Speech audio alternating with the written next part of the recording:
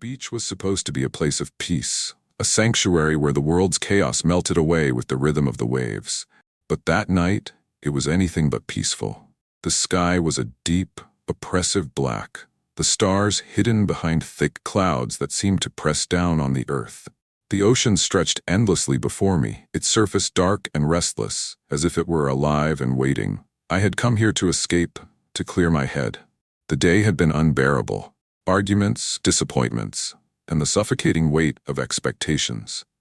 The beach had always been my refuge, a place where I could lose myself in the sound of the waves and the feel of the sand beneath my feet. But tonight, it felt different. The air was heavy, the wind sharp and biting.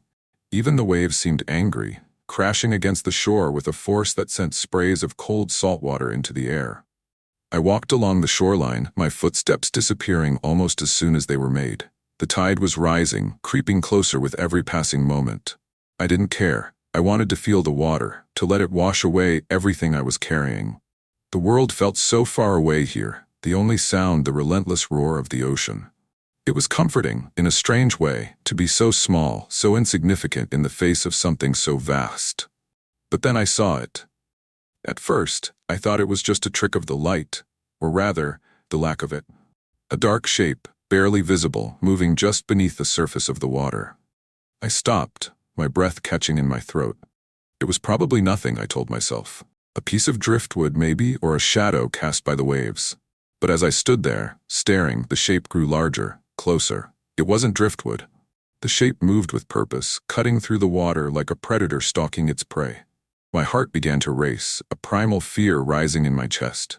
I took a step back, the wet sand sucking at my feet. The shape stopped, hovering just at the edge of the surf, as if it were watching me.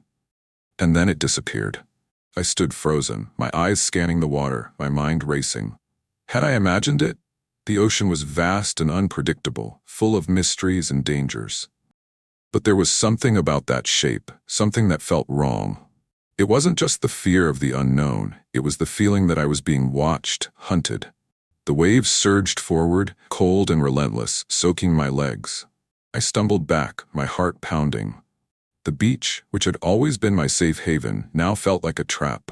The darkness was everywhere, pressing in from all sides, and the ocean seemed to pulse with a life of its own. I should have left. I should have turned around and run back to the safety of the dunes, to the lights of the town in the distance. But something held me there, rooted to the spot. The ocean called to me, its voice low and insistent, like a whisper carried on the wind.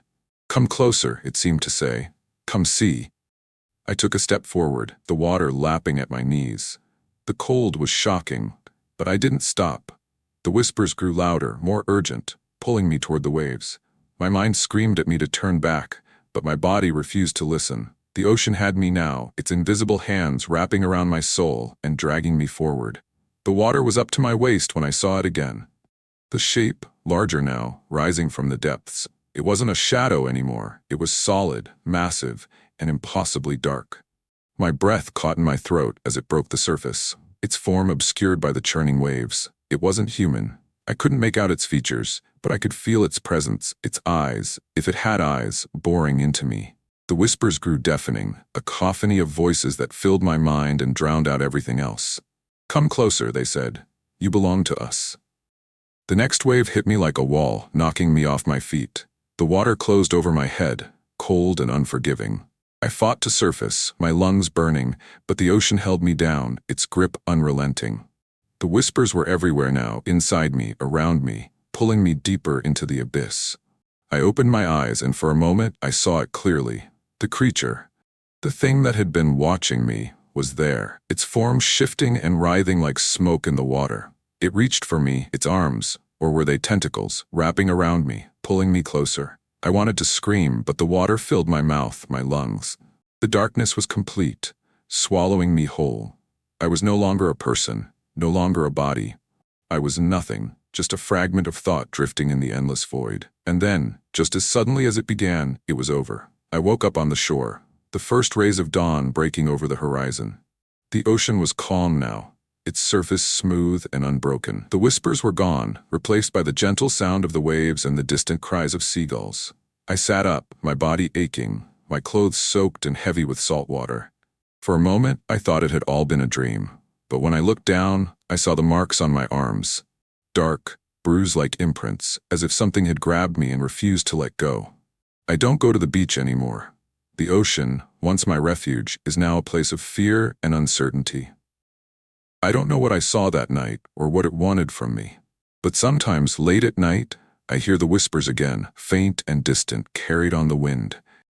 And I know it's still out there, waiting.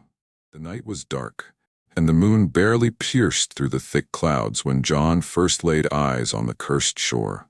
He stood at the edge of a jagged cliff, staring down at the black sand below, and the waves that seemed to whisper secrets only the wind could understand.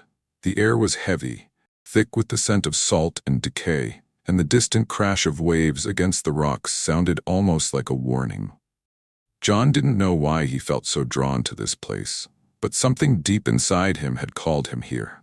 Perhaps it was the old legends he had heard as a child, or maybe it was the strange dreams that had haunted him for weeks. Whatever the reason, he couldn't turn back now. The cursed shore was infamous in the nearby villages. It was a place of fear, a place of stories told in hushed voices around the fire. They said no one lived there because the land was cursed. The stories spoke of a fishing village that once thrived on this coast, but one day, all its inhabitants vanished without a trace. Some said they had angered the sea gods, others whispered of a shipwreck that brought a terrible curse to the land. Whatever the truth, the shore had been abandoned for generations. People spoke of strange sounds that echoed from the cliffs, of shadows that moved where no one should be, and of a feeling of being watched by something unseen.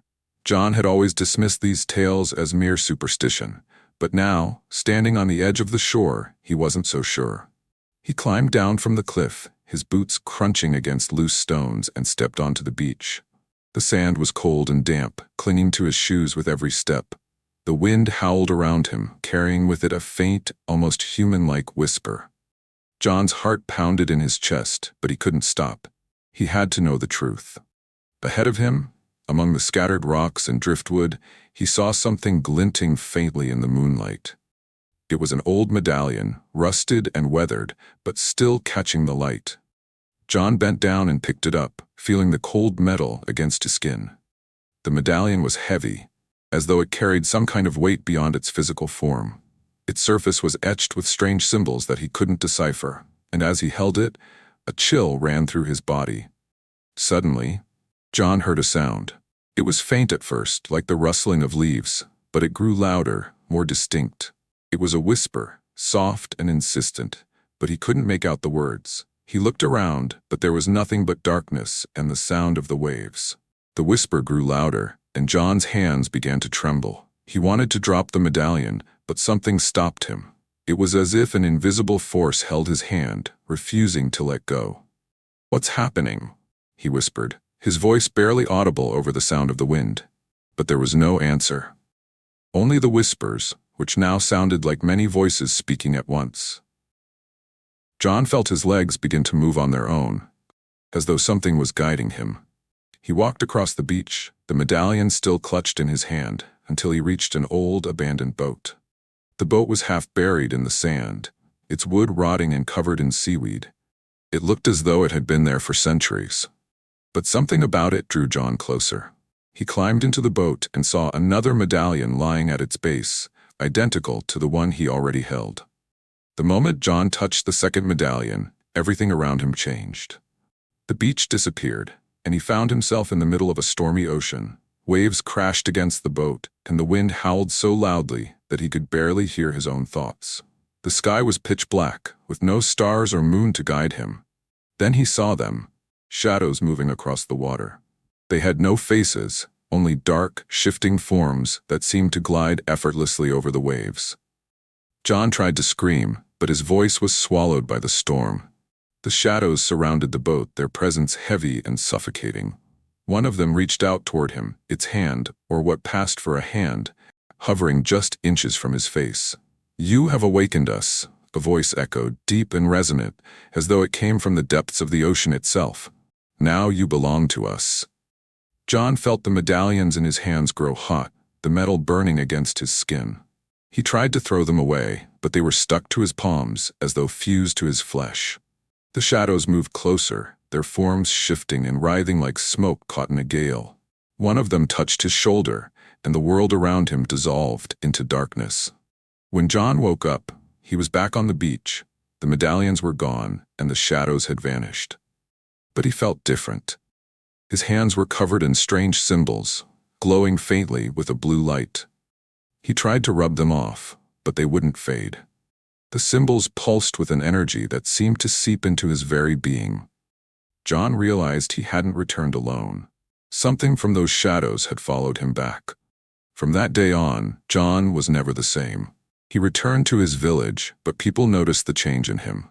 He became quiet, withdrawn, and his eyes seemed to see things no one else could. He stopped speaking of the cursed shore, but at night, he would wander into the woods and disappear for hours.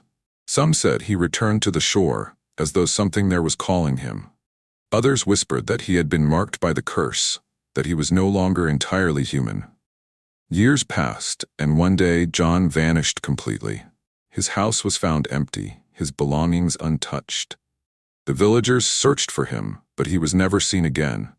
Some believed he had been claimed by the shadows, taken back to the place where it all began. Others said he had become one of them, a shadow that roamed the cursed shore, waiting for the next unfortunate soul to stumble upon the medallions. The cursed shore remains a place of fear and mystery. The medallions are still there, hidden among the rocks and sand, waiting for the next person who is brave or foolish enough to touch them.